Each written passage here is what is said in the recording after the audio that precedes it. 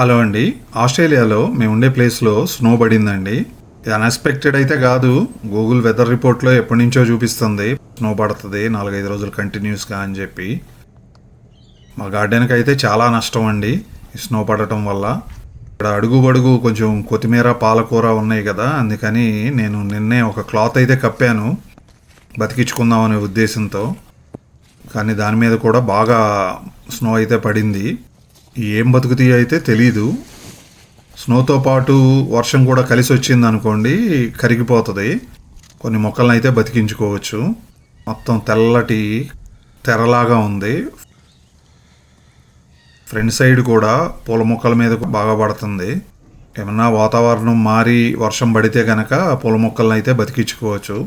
చూడండి ఎన్ని కష్టాలు, ఇంత చక్కగా పెంచుకుని పూల మొక్కల్ని మంచు నుంచి కాపాడుకోలేకపోతున్నాము. వీడియో నచ్చితే లైక్ చేయండి.